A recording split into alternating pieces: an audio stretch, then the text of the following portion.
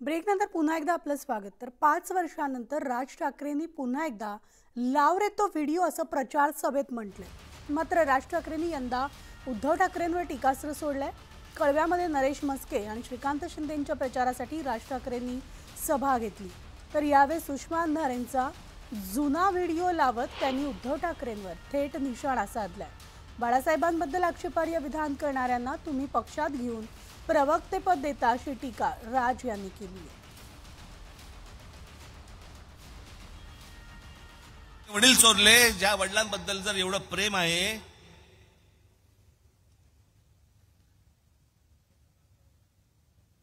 मी एकच क्लिप तुम्हाला दाखवायला आणली आहे,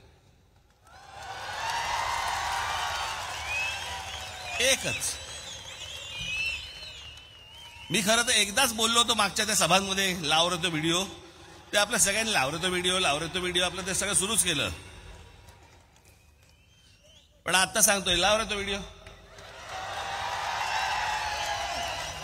हे नीट ऐका। वय झालेल्या बाळासाहेब ठाकरेंच्या हातात, म्हणजे 80-85 वर्षाच्या म्हातारीच्या हातात तलवार देऊन काय उपयोग होणार आहे? हात थरथर करायला लागला आणि त्या हातात तलवार। तरुणीबाईन पोरं काही गोट्या खेळायला गेलीत का? गेली देंडा खेळायला लागलीत का? ह्याच्यावर आग्रह कधीच होत नाही। ज्या माननीय बाळासाहेबांबद्दल वक्तव्य करणाऱ्या या बाई 70, 75, 80 वर्षाच्या म्हाताऱ्याच्या हातामध्ये तलवार दिल्यावरती लटलटणारा हा हात, असं बोलणाऱ्या व्यक्तीला तुम्ही तुमच्या पक्षाची प्रवक्ती करता, तुमच्या पक्षाची नेते करता आणि तुम्ही तुमच्या वडिलांवरती प्रेम आहे म्हणून सांगता। तर वडील चोरले हा निवडणुकीचा विषय असू शकतो का, असं म्हणत राज ठाकरेंनी उद्धव यांच्यावर जोरदार हल्लाबोल केलाय। आपल्याला फोडाफोडीचं राजकारण मान्य नाही, पण मुंबई महापालिकेत आमचे 6 नगरसेवक खोके देऊन फोडल्याची टीका राज ठाकरेंनी केली आहे।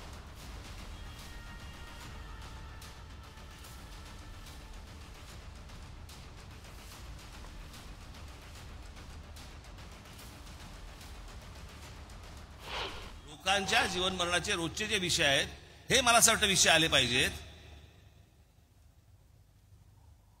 काय निवडणूक चालू आहे, कशावर निवडणूक चालू आहे? वडील चोरले।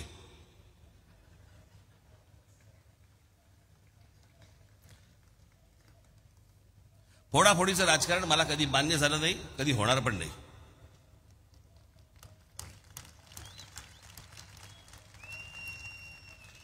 पण या सगळ्या ह्याच्यामध्ये जे आज बोलतायत की आमचा पक्ष फोडला,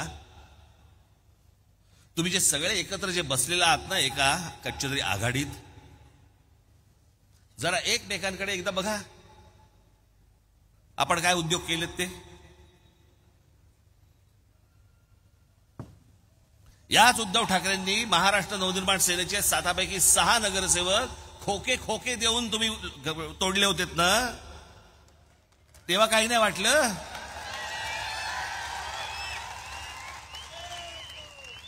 मागितले असते तर दिले असते।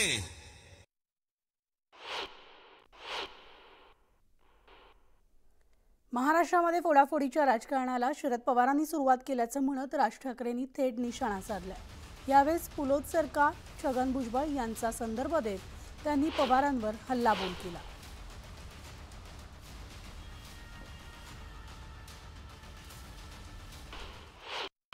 त्याला म्हणतात ना ढेकणा संघ हिराई भंगला। बरोबर शरद पवार बसलेत। या फोडाफोडीच्या राजकारणाची या महाराष्ट्रामध्ये जर कोणी सुरुवात केली असेल तर ती शरद पवारांनी सुरुवात केली। पहिल्यांदा काँग्रेस फोडली त्यांनी,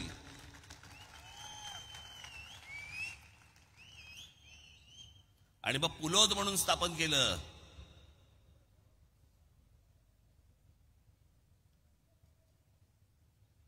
साधारणपणे 77-78 सालची, 78 वगैरे सालची गोष्ट असली, पुलोद म्हणून स्थापन केलं। पहिल्यांदा या महाराष्ट्रामध्ये अशा प्रकारचं फोडाफोडीचं राजकारण पहिलं जे सुरू झालं, हे शरद पवार साहेबांनी सुरुवात केली या गोष्टींची।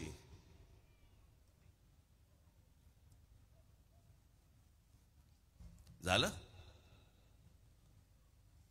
मग 1991 पुन्हा याच शरद पवारांनी छगन भुजबळांना फितवून बाळासाहेबांची पुन्हा शिवसेना फोडायला लावली.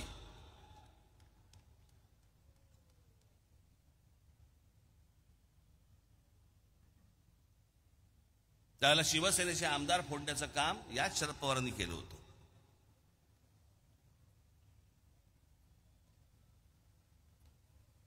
ज्या छगन भुजबळांना फोडलं आज ते इथे असतील.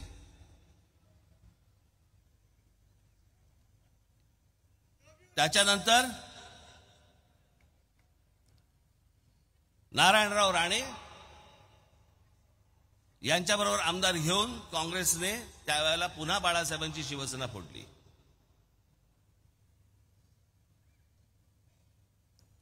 मला आजचं नेतृत्व तेव्हा कुठे टाहो फोडताना दिसलं नव्हतं.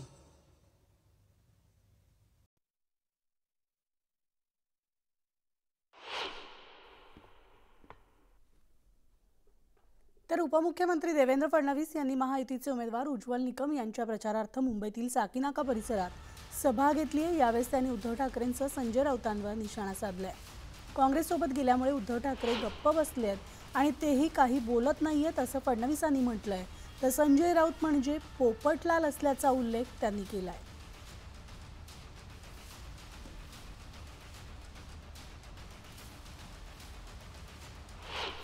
उज्ज्वल निकम यांना उमेदवारी दिल्यानंतर पुन्हा एकदा काँग्रेसने आपला फणा बाहेर काढला आणि शहीद करकरेंच्या शहादतवर त्या ठिकाणी प्रश्नचिन्ह उभं केलं. विचार करा, ज्या व्यक्तीने तुमच्या आमच्या करता त्या ठिकाणी आपला जीव दिला, ज्यांनी आपल्या देहाचं बलिदान केलं, त्या शहीदावर प्रश्नचिन्ह लावतायत. राजकारणामध्ये कुठली पातळी यांनी या ठिकाणी गाठली आहे? हे काँग्रेसचे लोक तर बोलतातच, पण आमचे उद्धव ठाकरेही तोंड बंद करून बसलेले आहेत. मला त्यांना सवाल विचारायचा आहे, अरे काय होतं असं तू, काय झालं असं तू, अरे वेड्या असा कसा वाया गेला असं तू. बोलायला तयार नाही आहेत.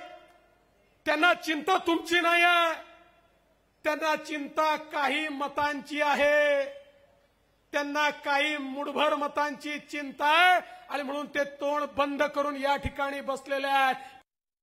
सकाळी 9 वाजता एक भोंगा वाजतो ना त्यांचा, माहिती आहे ना, तो एक उबाठाचा भोंगा, हा त्या पोपटलाल. त्या भोंग्याला कोणीतरी विचारलं, म्हणाला रे तुमच्याकडे तर पंतप्रधान पदाचा उमेदवारच ठरला नाही. तो म्हणाला आमच्याकडे खूप आहेत, आम्ही 5 वर्षात 5 पंतप्रधान बनवू. मी म्हटलं 5 बनवाल, पहिला कसा ठरवाल? मग माझ्या लक्षात आलं हे काय करणार आहे, संगीत खुर्चीचा खेळ करणार आहे. अशी एक खुर्चीमध्ये ठेवतील, त्याच्या भोवती 24 नेते फिरतील आणि संगीत बंद झाल्यावर जो पहिला नेता खुर्चीवर बसला तो पहिला पंतप्रधान, जो दुसरा बसला तो दुसरा पंतप्रधान. अरे पंतप्रधान पद आहे, घंटा खुर्चीचा खेळ आहे का? ठाकरे भाजप वाद हा शिगेला पोहोचला. ऐतिहासिक दाखले देऊन एकमेकांवर बोचरी टीका केली जाते. या राजकीय वादात आता औरंगजेबाची एंट्री सुद्धा झाली आहे. केंद्रीय मंत्री अमित शहांनी औरंगजेबावरून डिवचलेलं होतं आणि त्याला उद्धव ठाकरेंनी खरपूस उत्तर दिलंय. पाकिस्तानात जाऊन बिन बुलाए मेहमान, हे पाकिस्तानात जाऊन नवाज शरीफचा केक खाणारी लोक, हे मला औरंगजेबाचा फॅन म्हणू शकत नाही. आणि औरंगजेब सुद्धा महाराष्ट्र जिंकण्यासाठी इकडे 27 वर्ष त्यांनी रोड शो वगैरे केले असतील नसतील कल्पना नाही मला, पण जिंकण्यासाठी इकडे 27 वर्ष बसला होता. पण पुन्हा तो आग्र्याला जाऊ शकला नव्हता. तेव्हाचं महाराष्ट्राचं जे शौर्य आहे, औरंगजेबाच्या तंबूचे कळस कापणारे मराठी आज सुद्धा जिवंत आहेत. त्यांचेच वंशज आज महाराष्ट्रामध्ये. गेल्या काही दिवसांपासून निवडणूक प्रचारात औरंगजेबाचा मुद्दा चांगला चर्चेत आला. उद्धव ठाकरेंनी सामना वृत्तपत्राला दिलेल्या मुलाखतीत औरंगजेबावरून भाजप नेत्यांवर जोरदार निशाणा साधला. खरे तर उद्धव ठाकरेंच्या या टीकेला केंद्रीय गृहमंत्री अमित शहांच्या वक्तव्याची किनार आहे. गेल्या आठवड्यात अमित शहांनी औरंगजेबावरून उद्धव ठाकरेंची राजकीय कोंडी करण्याचा प्रयत्न केला होता. इंडी अलायंस जो है एक प्रकार से औरंगजेब फैन क्लब बन गई. अब सिंधुदुर्ग रत्नागिरी वालों को तय करना है कि मोदी जी के साथ जाना है या औरंगजेब फैन क्लब के साथ जाना है। अमित शहांच्या या टीकेला उद्धव ठाकरेंनी सामनाला दिलेल्या मुलाखतीत सडेतोड उत्तर दिलंय। पंतप्रधान पदाच्या पहिल्या टर्ममध्ये नरेंद्र मोदी अचानक पाकिस्तान दौरा करताना दिसले। त्यावरून देशात बरंच राजकारण रंगलं होतं आणि तोच संदर्भ देत उद्धव ठाकरेंनी भाजपवर शाब्दिक हल्ला चढवलाय। त्यांना त्यांचा आवडता केक जो पाकिस्तानात त्यांनी नवाज शरीफच्या वाढदिवसाला जाऊन खाल्ला होता त्याची आठवण येते। पाकिस्तानात जाऊन बिन बुलाए मेहमान हे पाकिस्तानात जाऊन नवाज शरीफचा केक खाणारी लोक हे मला औरंगजेबाचा फॅन म्हणू शकत नाही, कारण औरंगजेब सुद्धा गुजरातमध्येच जन्मला होता आणि तो जसे हे दिल्लीत गेले तसं औरंगजेब आग्र्यात होता।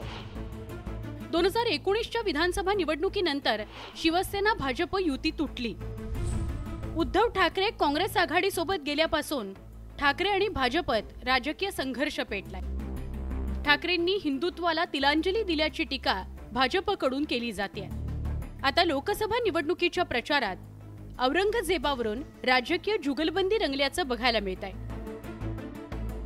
तेव्हाचं महाराष्ट्राचं जे शौर्य आहे, औरंगजेबाच्या तंबूचे कळस कापणारे मराठी आज सुद्धा जिवंत आहेत, त्यांचेच वंशज आज महाराष्ट्रामध्ये। उद्धव ठाकरेंच्या या टीकेनंतर राज्यातील राजकारणाचा पारा चढलाय। भाजपसह महायुतीच्या नेत्यांनी उद्धव ठाकरेंवर जोरदार पलटवार केलाय। उद्धव ठाकरे मुलाखत देतात आणि संजय राऊत हे मुलाखत घेतात। काळू बाळूचा तमाशाच आहे। आम्हाला गाडायची कोणामध्ये हिंमतच नाही। ते मुलाखतीमध्ये जेव्हा असं म्हणतात तर त्या टायमाला माझ्यासारख्याला सुद्धा आश्चर्याचा धक्का बसतो। अहो, तुम्हाला गाडायची गरज काय? तुम्ही स्वतःचा खड्डा स्वतःच खोदलाय आणि त्याच्यात सर्वात मोठा जर हातभार कुणाचा जर लागला असेल तर तो मुलाखत घेणाराचा होता। महायुतीच्या नेत्यांनी ठाकरेंच्या मुलाखतीवर टीकेची झोड उठवली आहे, तर बावनकुळेंनी मुलाखतीला काळू बाळूच्या तमाशाची उपमा दिल्यामुळे संजय राऊतांनी पलटवार करत तमाशा कलाकारांचा हा अपमान आहे असं म्हटलंय। काळू बाळूचा तमाशा या महाराष्ट्रातली एक सांस्कृतिक ताकद होती। त्यांनी या महाराष्ट्रामध्ये काळू बाळूंनी एकत्र येऊन फार मोठं जागृती आणि सामाजिक सुधारणा केली होती। लोकांना जागा केलं होतं। आंधळं दळतंय शाहीर साबळ्यांचं आणि काळू बाळू यांचा तमाशा आज हे बावनकुळे वगैरे लोक आहेत, त्यांचा महाराष्ट्राच्या संस्कृतीशी काही संबंधच राहिलेला नाही, म्हणून त्यांना काळू बाळू कोण हे माहीत नाही। अभ्यास करा म्हणावं। लोकसभा निवडणूक प्रचारात आरोप प्रत्यारोपांच्या फैरी झडू लागल्यात। महायुती आणि महाविकास आघाडीच्या नेत्यांकडून एकमेकांवर जुने राजकीय संदर्भ देत टीका केली जाते। महायुतीच्या नेत्यांकडून उद्धव ठाकरेंना टार्गेट केलं जात आहे, तर उद्धव ठाकरेंनीही भाजपच्या बड्या नेत्यांवर ठाकरे शैलीत टीका करत पलटवार केलाय। Bureau report, news 18 Lokmat. आणि यासह बुलेटिनमध्ये वेळ झाली आज